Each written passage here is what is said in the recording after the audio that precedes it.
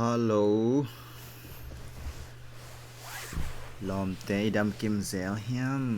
ตัวนี้programming language สกิปันกินี่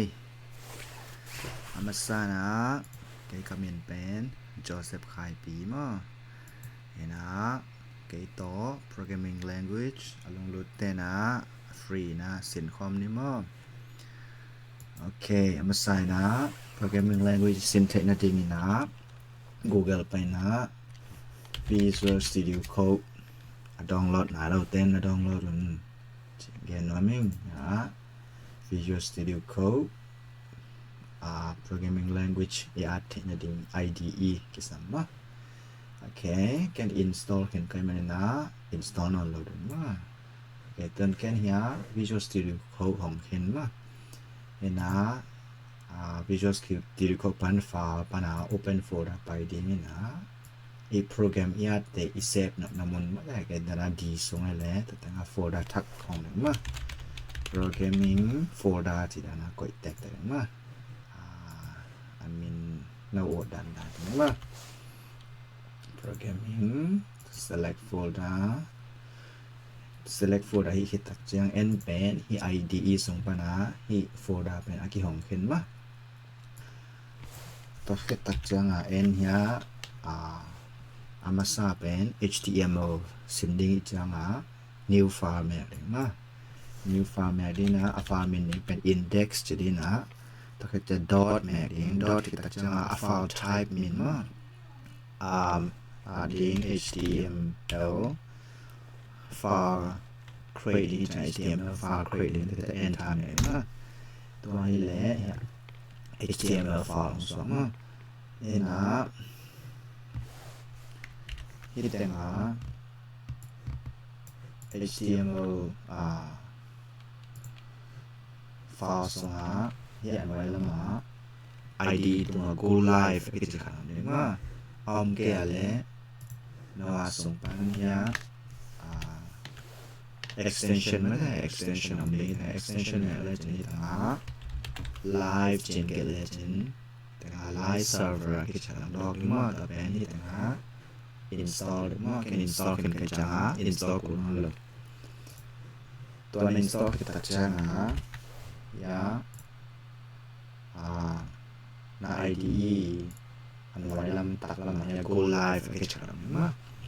นะตัว go live แม่แรงเป็นที่ IDE สมัยยาบางสวัสดีมา go live แม่ตั้งเงี้ยแหละโอเค go live ตั้งแม่ก็จะเป็นเนี่ย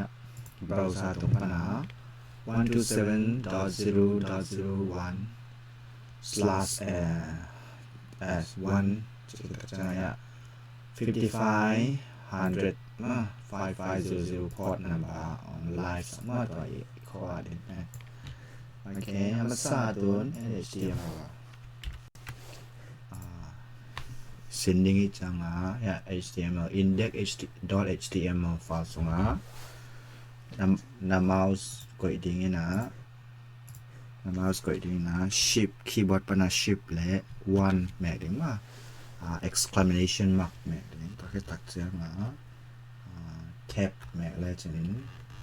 แต่ละ HTML format ไม่ได้สวกนี่นะ HTML อามาformat เนาะอากิสามเด้งฟ้าแต่งสองมาแต่งdoc type ไอเล่ HTML เห็นนะ language ไอเล่ en ไม่ได้แต่ก็ตัดจ้างให้เป็น header section เห็นนะแต่ตัดจ้างให้ body section มาอี section คัดเป็น HTML เห็นนะตัวมาให้เป็น opening HTML ให้เป็น closing HTML โอเคตัวนี้สิ่งเดียวเป็น basics นะ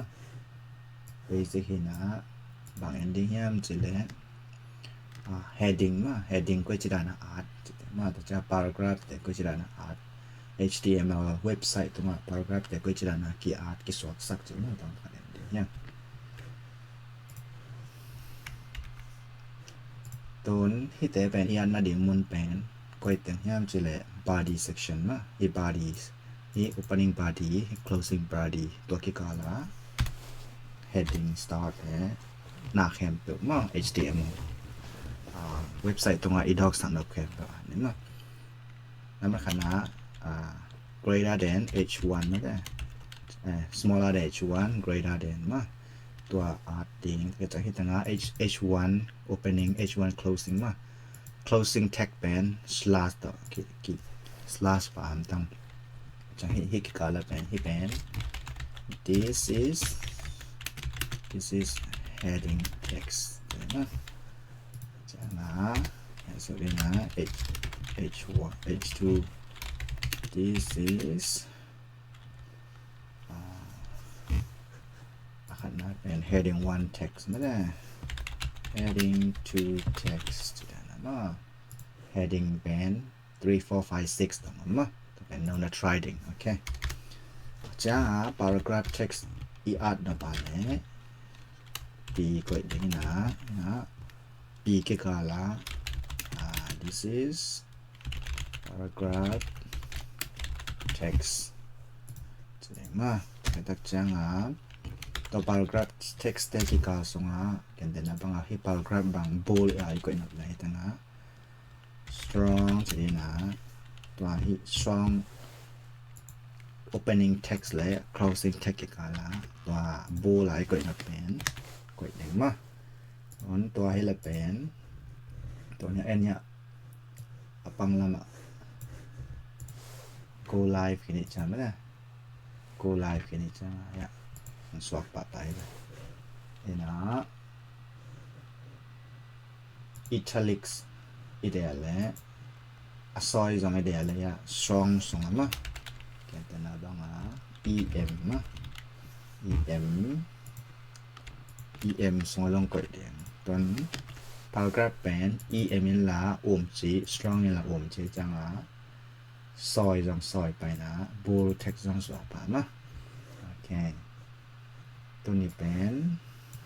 ตัวนักศิลป์มั้งนี่นะที่อดังเตะส่งนักศิลป์หลายมันจีมั้งของแกนน้อยมั้งไงตัวนี้เลยเสนอตัวสัตว์ชนิดเละลงน้ำไม่เละ